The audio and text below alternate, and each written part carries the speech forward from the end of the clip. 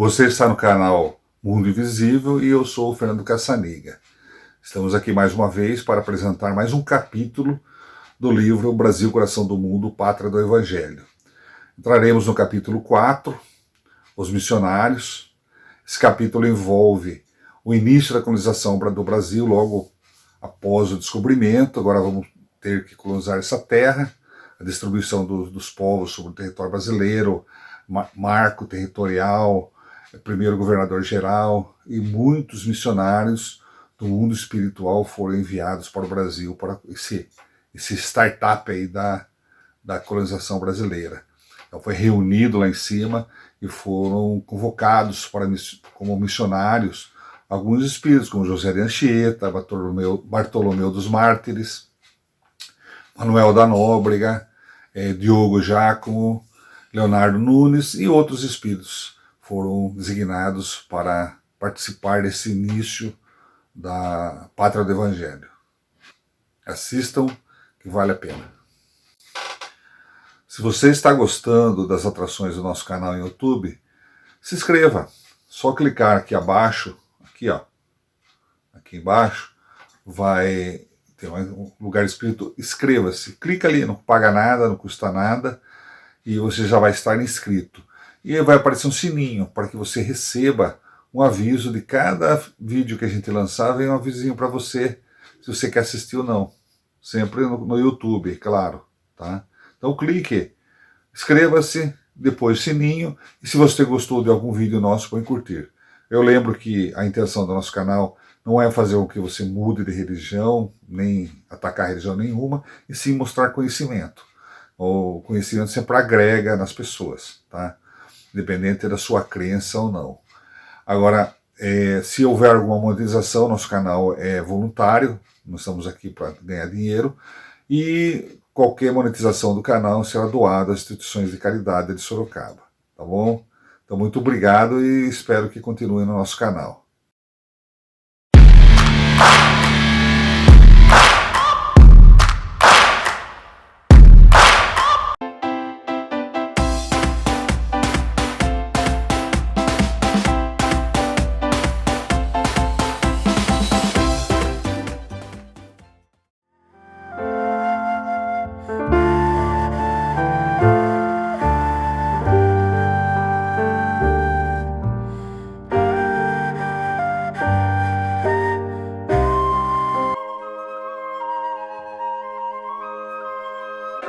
Dom Manuel I recebeu sem grande surpresa a notícia do descobrimento das terras novas.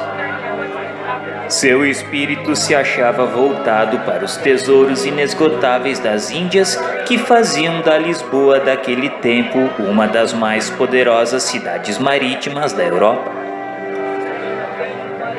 Contudo, o êxito do capitão Mor provocou um largo movimento de curiosidade no círculo dos navegadores portugueses.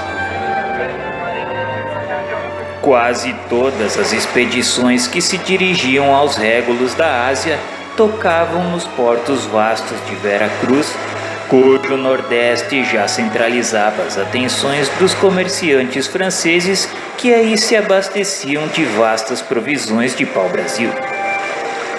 Geralmente as caravelas lusitanas que demandavam Calicut traziam consigo grande número de exilados e de aventureiros.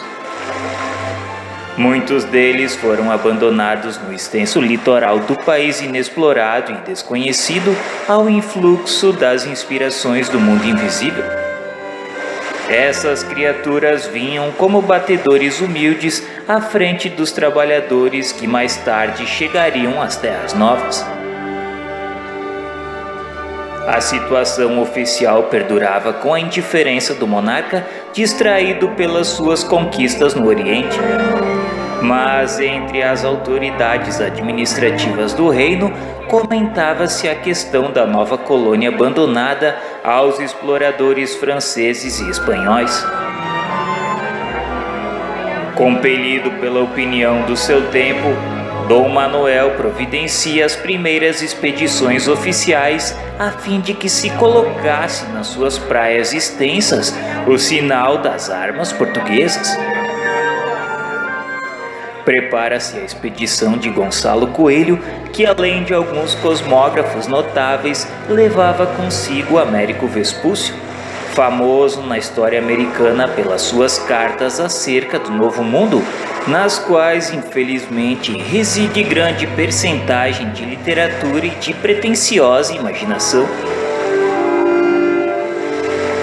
Chegando ao litoral baiano, Gonçalo Coelho organiza a feitoria de Santa Cruz, primeiro núcleo da civilização ocidental nas plagas brasileiras. O nome do país é agora Terra de Santa Cruz, pelo qual se faz conhecido nos documentos na metrópole.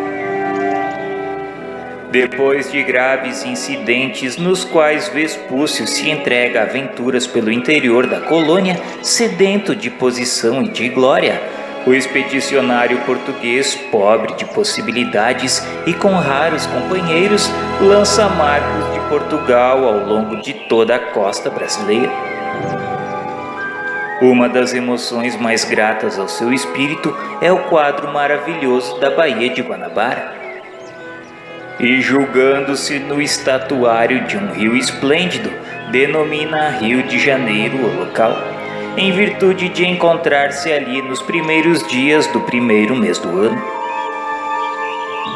No sítio encantado instala a nova feitoria, a da Carioca, da qual não ficaram largos vestígios, passando aí meses a fio a retemperar suas energias em contato com a paisagem magnífica. Prossegue sua tarefa de reconhecimento e volta depois à metrópole sem conseguir interessar o monarca no que se referia à exploração da Terra Nova. Limitou-se o rei português a permitir o estabelecimento de feiras de pau-brasil na colônia longínqua, o que facultou aos elementos estrangeiros o mais largo desenvolvimento de comércio com os indígenas da região litorânea. De Portugal, portanto, somente aportavam no Brasil, de vez em quando, alguns aventureiros e degredados, obedecendo a um apelo inexplicável e desconhecido. Foi aproximadamente por essa época que Ismael reuniu em grande assembleia os seus colaboradores mais devotados com o objetivo de instituir um programa para suas atividades espirituais na terra de Santa Cruz. Exclamou ele no seio da multidão de companheiros abnegados que fosse plantado ali sob o olhar misericordioso de Jesus a sua bandeira de paz e de perdão. Expôs que todo um campo de trabalho se desdobrava às suas vistas e acrescentou que necessitava de colaboradores devotados que não temessem a luta e o sacrifício. Era importante, por isso, voltar-se as atenções para os centros culturais de Coimbra e de Lisboa para regenerar as fontes de pensamento no elevado sentido de ampliar aquela ação espiritual. Determinou assim Ismael a alguns de seus colaboradores que permanecessem em Portugal a fim de manterem de pé os elementos protetores dos seus trabalhos. Com isso, muitos encarnariam, envergando o São Benito humilde dos missionários penitentes para levar o amor de Deus aos sertões intransitáveis e carecidos de todo conforto.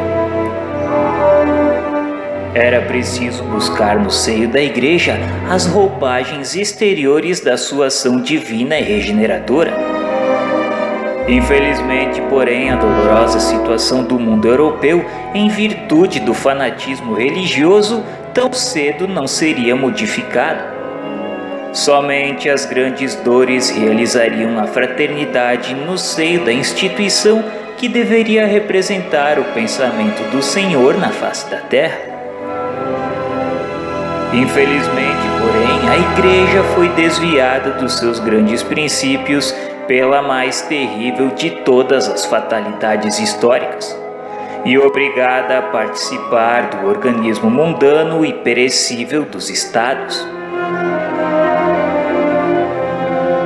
O nobre embaixador esclareceu que um sopro de reformas impetuosas estava para se anunciar no âmago das organizações religiosas da Europa. E em breves dias Roma conheceria momentos muito amargos, não obstante os olhos de arte e de grandeza de Leão X, que detinha naquele instante uma coroa injustificável, porquanto o reino de Jesus ainda não era daquele mundo. Mas era imprescindível aproveitar as possibilidades que aquele campo oferecia para encetar a obra de edificação da pátria do Cordeiro de Deus. Seus colaboradores pregariam em Portugal a verdade e o desprendimento das riquezas terrestres e trabalhariam sob a sua direção nas florestas imensas de Santa Cruz, arrebanhando as almas para o único pastor. O característico daquela ação como missionários do Pai Celestial seria um testemunho legítimo de renúncia a todos os bens materiais e uma consoladora pobreza. Quase todos os espíritos santificados ali presentes se oferecem como voluntários da grande causa. Entre muitos descobriremos José de Anchieta e Bartolomeu dos Mártires, Manuel da Nóbrega, Diogo Jacome, Leonardo Nunes e muitos outros que também foram dos chamados para esse conclave no mundo invisível. Em 1531, após Portugal ter resolvido, sob a direção de Dom João III, a primeira tentativa de colonização da terra de Santa Cruz, alguns dos convocados participantes daquela augusta assembleia chegavam ao Brasil com Martim Afonso de Souza e sua companhia de 300 homens a tomar parte ativamente na fundação de São Vicente e Piratininga. Nóbrega aportava mais tarde na Bahia com Tomé de Souza, o primeiro governador-geral da colônia, em 1549, chefiando o grande número desses irmãos dos simples e dos infelizes, a fim de estabelecer novos elementos de progresso e dar início à cidade de Salvador. Anchieta veio depois, em 1553, com Duarte da Costa, e se transformou no desvelado apóstolo do Brasil.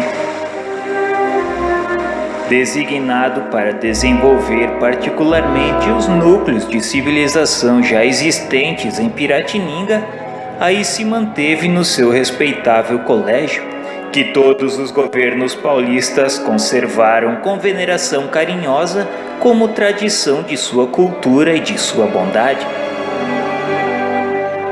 Alguns historiadores falam com severidade da energia vigorosa do apóstolo, que muitas vezes foi obrigado a assumir atitudes corretivas no seio das tribos, que entretanto lhe mereciam as dedicações e os desvelos de um pai. Anchieta aliou no mundo a suprema ternura, grande energia realizadora.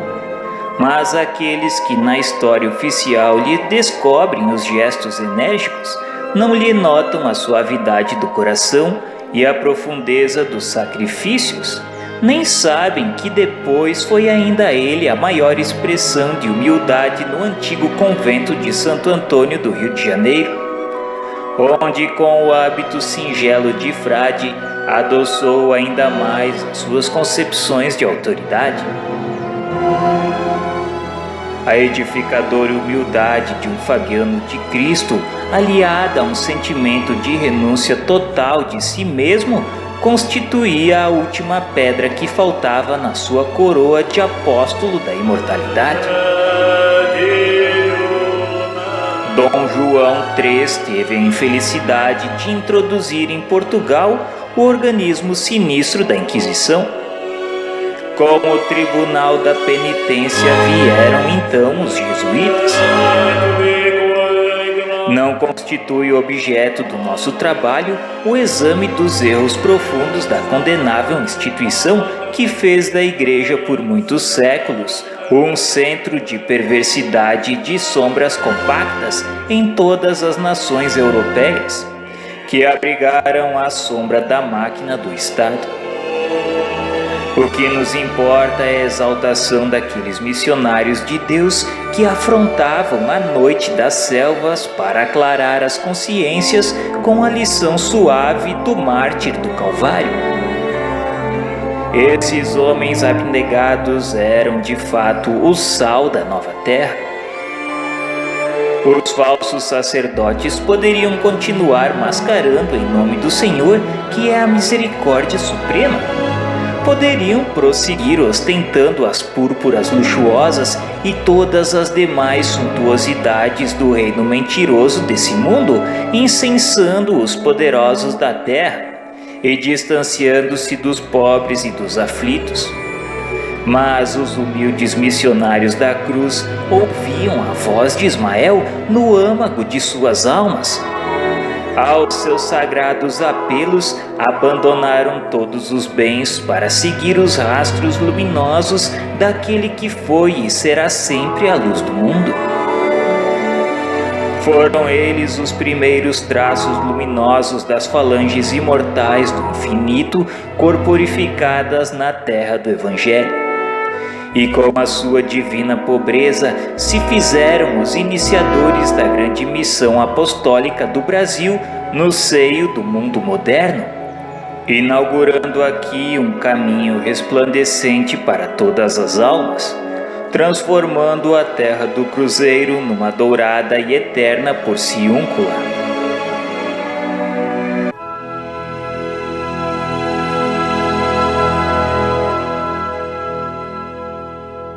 Bom, Dom Manuel, ele não tinha nenhum interesse no Brasil, tanto é que o descobrimento não foi nenhuma surpresa para ele. Eles já esperavam encontrar novas terras no lado oposto ao continente africano. Então eles tinham já uma noção de que tinha alguma coisa por ali.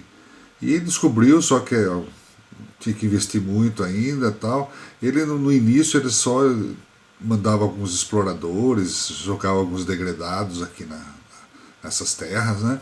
Degradados eram as pessoas que eram condenadas a prisão perpétua, a morte, assim, eles preferiam mandar para o Brasil. Então eles jogavam aí nas terras e não tinha muito interesse. O interesse maior de Dom Manuel na época eram as riquezas que traziam das Índias. Então, o foco dele era as fortunas, o dinheiro. Então não estava muito preocupado com a colonização do Brasil, não. Até que o olho do pessoal de fora começou a crescer em cima das nossas terras. Os holandeses, os franceses, os espanhóis começaram já a levar para o Brasil daqui.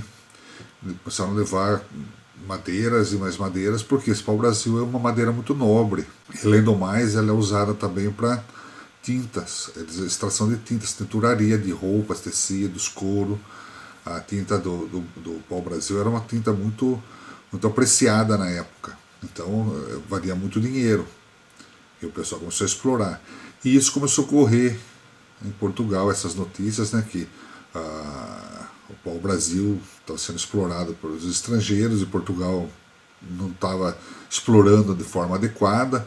E até começou a vir uma pressão em cima do rei. Aí ele, se sentindo um pouco pressionado, começou a se interessar um pouco, pelo menos politicamente, né? Ele mandou uma expedição com Gonçalo Coelho e o Américo Vespucci. O Américo Vespucci já era um cara que ele era já especialista em desenvolver mapas, né, de novas terras.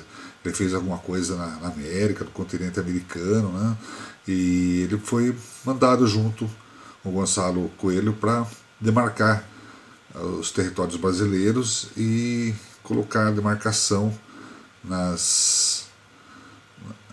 todo o litoral brasileiro. Foi demarcado, né? Américo Vespucci, que deu o nome ao Rio de Janeiro, né? Porque ele chegou e achou que era um rio ali, como era dia 1º de janeiro, ele adotou o nome da região como Rio de Janeiro. Bom, lá de cima do plano espiritual, Ismael acompanhava esse esse pouco caso lá com o nosso território, com uma certa preocupação. Então ele resolveu agir. Lá de cima ele resolveu mexer com o plano espiritual, reuniu alguns espíritos amigos, né, para colocar para eles algum interesse em reencarnar como missionários. Muitos deles aceitaram, né? E aí isso é para melhorar a integração entre Portugal e Brasil e também começar a implantar a evangelização nos índios e no povo em geral, né? Manter o evangelho ligado à nossa pátria. E aí começou a reencarnar em Portugal, José de Anchieta, Bartolomeu dos Mártires, Manuel da Nóbrega, Diogo Giacomo, o Leonardo Nunes e outros, né?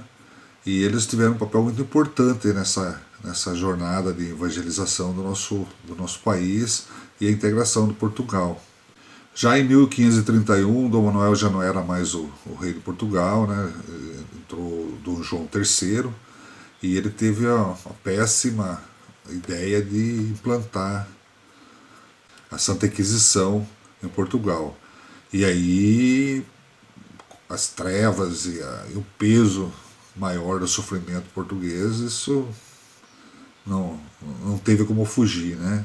Começou muito sofrimento em Portugal, muita desgraça em Portugal. Mas ele teve uma nobre ideia, né, de começar a fazer uma exploração mais eficaz no Brasil. Aí ele mandou a Martim Afonso de Souza, que chegou e fundou a cidade de São Vicente. Em 1949 chega na Bahia o primeiro governador-geral do Brasil, Tomé de Souza, trouxe com ele o padre Manuel da Nóbrega, e logo depois, em 1553, o padre José de Anchieta chega com Duarte da Costa nas nossas terras, né? A história mostrou para a gente o quanto esses missionários fizeram bem para o país, né? Eles fizeram a evangelização, a catequização dos índios por todo o território nacional, fundaram povoados. São Paulo de Piratininga foi um exemplo, hoje uma das maiores cidades do mundo, foi fundada por jesuítas, né? José de Anchieta com a sua escola, né, que existe até hoje, muito bem cuidada. Anchieta, inclusive, ele teve uma certa crítica de alguns historiadores, porque ele foi rude, às vezes foi muito rigoroso com alguns indígenas e tal, mas ele teve uma nova oportunidade, conforme mostra o texto aí, ele reencarnou como Fabiano de Cristo e fez um belo trabalho no Rio de Janeiro, como missionário, como padre também. Todos eles tiveram um papel fundamental na nossa história, trazendo lições de amor, lições do Evangelho, pregando e catequizando as pessoas para um novo cristianismo. Então eles foram um dos soldados de Jesus Cristo nessa nova evangelização do novo país que seria a pátria do Evangelho, né? Então precisamos respeitar muito a memória dessas pessoas, né?